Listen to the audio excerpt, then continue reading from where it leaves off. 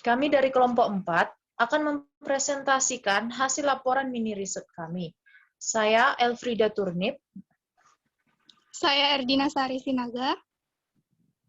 Saya Judas Stefanus Korkaro. Mengenai materi peer teaching. Mata kuliah strategi belajar mengajar fisika.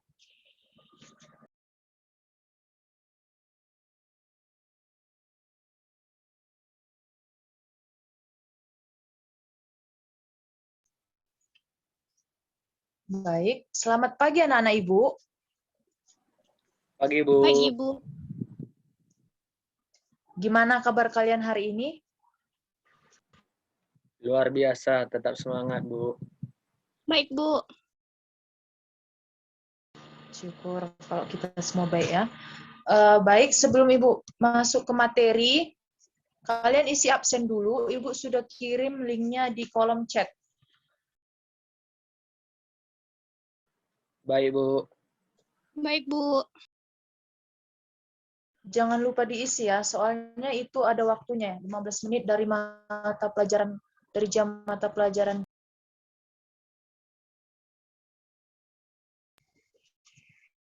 Kemarin di grup, Ibu sudah men-share video pembelajaran tentang listrik searah. Apakah kalian sudah menonton video tersebut? Sudah, Bu. Sudah, Bu.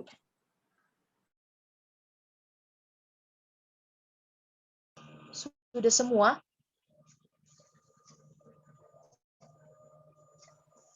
Sudah, Bu.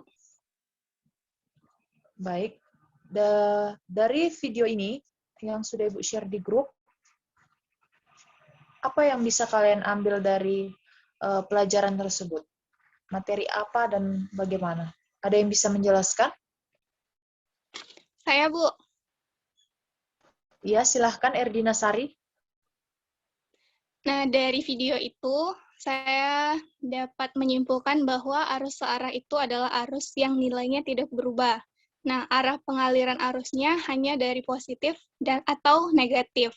Arus searah juga didefinisikan sebagai listrik yang mempunyai nilai yang tetap atau konstan terhadap satuan waktu. Itu, Bu. Baik, terima kasih Erdina. Kamu sudah menjelaskan sebelum Ibu menjelaskan materinya. Baik, kemarin juga Ibu sudah men-share juga PPT di grup. Ibu akan menjelaskan materi karena laptop Ibu juga lagi bermasalah. Ada yang bisa men-share PPT-nya? Baik, Bu. Saya akan men-share PPT-nya.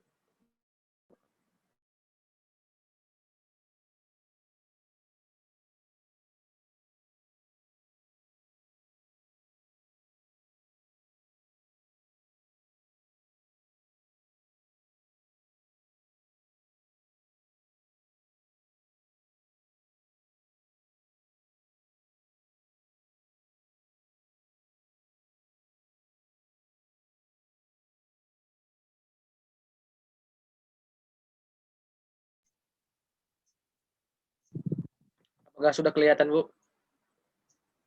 Sudah.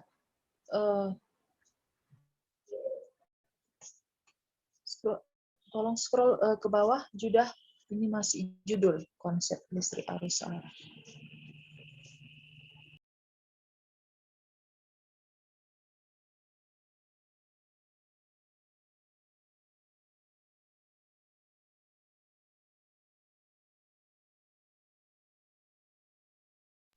Baik, Ibu akan menjelaskan tentang konsep listrik arus searah. Next.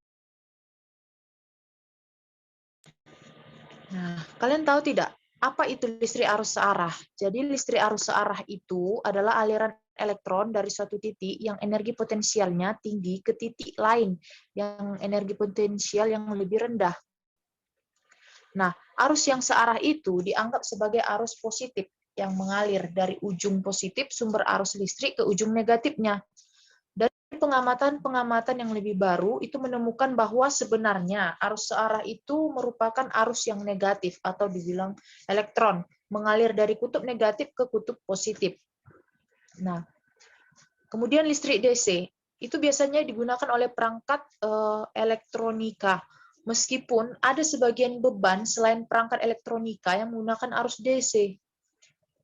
Contohnya, itu motor listrik DC. Namun, kebanyakan arus DC itu digunakan untuk keperluan beban elektronika. Beban elektronika ini yang menggunakan arus listrik DC, diantaranya ada lampu LED, light emitting diode, komputer, laptop, TV, radio, dan masih banyak lagi. Nah, next.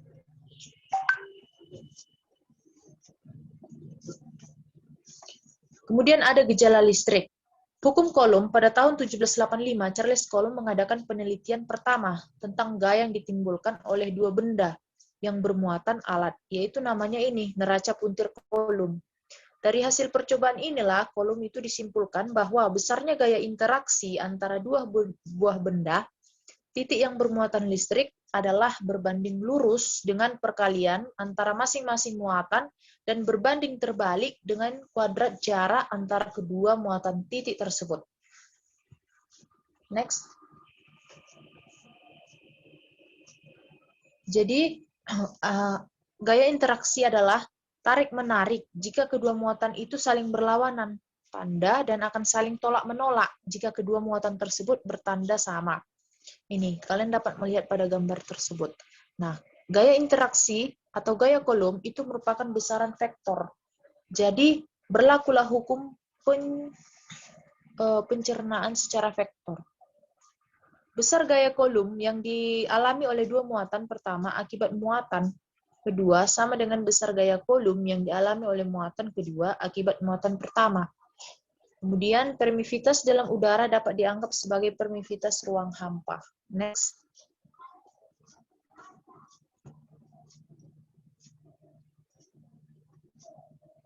Kemudian ada hukum Faraday. Arah medan listrik ini di beberapa titik itu dapat dilukiskan secara grafis dengan menggunakan garis-garis khayalan. Jadi konsep dasarnya ini dikemukakan oleh Michael Faraday. Yang berbunyi sebuah garis gaya dalam suatu medan listrik adalah sebuah garis gaya yang dilukiskan apabila garis singgungnya ini pada setiap titiknya menunjukkan arah medan listrik pada titik tersebut. Nah, next.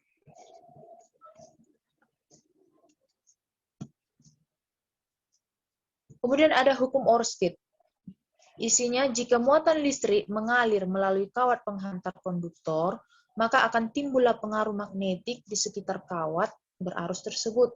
Pengaruh magnetik ini mampu menarik bahan magnetik yang lainnya. Jika serbuk besi diletakkan di sekitar kawat berarus, maka serbuk besinya ini akan berarah secara teratur juga. Next. Kemudian ada rangkaian listrik arus searah. Hukum Ohm. Jika beda potensial pada ujung kawat dapat dipertahankan konstan, maka akan menimbulkan aliran muatan listrik, atau yang disebut dengan aliran arus listrik. Definisi arus listrik, atau itu simbolnya dengan I besar, adalah jumlah muatan Q. Muatan itu Q besar, listrik yang mengalir dalam menghantar tiap satuan waktu. Jadi rumusnya itu adalah I sama dengan Q per T. Kemudian hukum Kirchhoff. Untuk menganalisa suatu rangkaian yang kompleks dapat menggunakan hukum Kirchhoff tentang arus dan hukum Kirchhoff tentang tegangan. Next.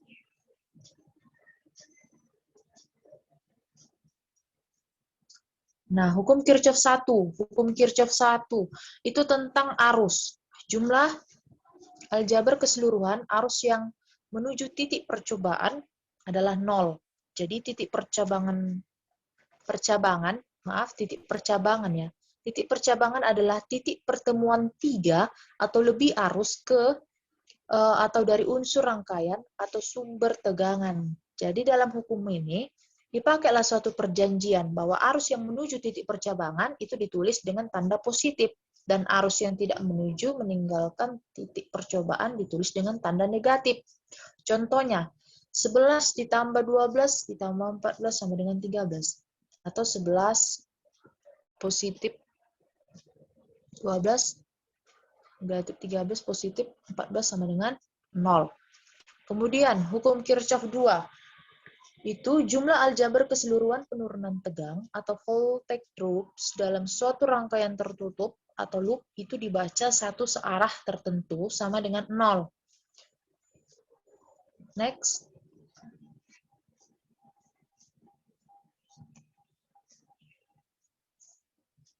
Nah, sumber arus listrik searah ini itu ada 4. Yang pertama itu sumbernya dari elektrokimia.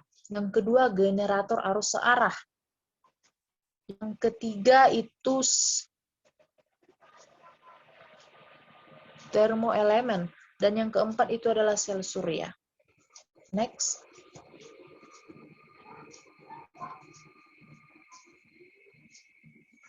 Oke, sampai di sini materi kita itu tentang listrik searah.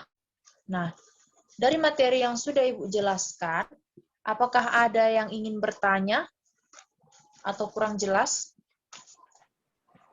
Saya ingin bertanya. Baik, silakan.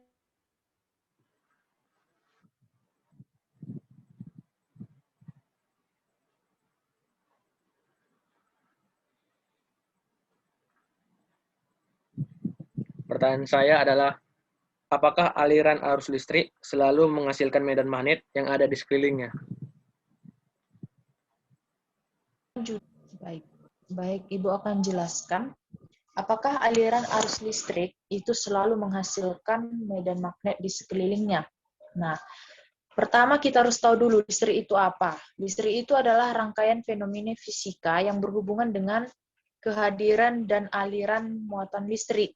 Jadi kan listrik itu kan menimbulkan berbagai macam efek yang telah kita ketahui, misalnya itu petir, listrik statis, induksi elektromagnetik, dan arus listrik. Nah, adanya listrik itu juga bisa menimbulkan dan menerima radiasi elektromagnetik seperti gelombang radio. Nah, dalam listrik, muatan itu menghasilkan medan elektromagnetik yang dilakukan ke muatan lainnya. Jadi, aliran arus listrik itu selalu menghasilkan medan magnet di sekelilingnya.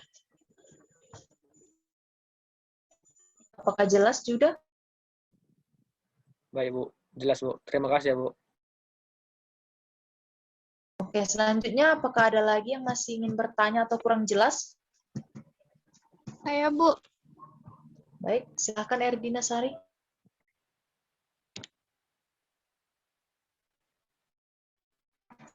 Oke, sebelum kita tahu apa potensial listrik itu, apa hubungannya dengan medan listrik, kita harus tahu apa dulu itu potensial listrik. Potensial listrik itu adalah sebagai usaha yang diperlukan untuk memindahkan muatan positif sebesar satu satuan dari tempat tak terhingga ke suatu titik tertentu. Potensial listrik itu dapat pula kita artikan sebagai energi potensial per satuan muatan penguji. Nah, medan listrik. Apa medan listrik? Medan listrik itu efek yang ditimbulkan oleh keberadaan muatan listrik, seperti elektron, ion, proton dalam ruangan yang ada di sekitar kita. Nah, apa itu beda potensial? Beda potensial itu perbedaan jumlah elektron yang berada dalam suatu arusan listrik. Arus listrik. Kapasitor adalah suatu alat yang dapat menyimpan energi di dalam medan listrik. Dengan cara mengumpulkan ketidakseimbangan internal dari muatan listrik, kondensator memiliki satuan yang disebut farad. Itulah yang tadi yang diciptakan oleh si Michael Faraday. Nah, apa hubungannya dari antara potensial listrik dengan medan magnet listrik? Jadi hubungannya itu, karena saat potensial listrik muncul, maka akan adalah medan listrik. Karena adanya medan muatan listrik yang dipindahkan oleh potensial listrik tadi, lalu ada beda potensial, dalam potensial tersebut terdapatlah perbedaan jumlah elektron pada setiap arus yang masuk. Kemudian ada lagi kapasitor, kapasitor yang mengumpulkan ketidakseimbangan internal dalam arus listrik. Kemudian menyimpannya lah menjadi energi. Itulah hubungannya. Apakah jelas, Erdina? Jelas, Bu. Terima kasih. Baik, sampai di sini tidak ada lagi yang ingin bertanya? Tidak ada, Bu. Bu. Baik. Nah, kalau sudah jelas, Ibu akan sampai di sini dulu materi kita. Ibu akan nanti share juga ada LKPD di Classroom, ya. Dan juga jangan lupa kalian kerjakan tugas kita, karena itu ada juga masa deadline-nya ya. Kalau tidak salah itu masa deadline-nya 3 hari, karena juga tidak terlalu susah. Nah, jangan lupa untuk belajar materi kita tentang listrik searah, karena ini akan masuk juga ujian. Oke, sampai di sini materi kita. Selamat siang semua. Siang, Bu. Siang, Bu.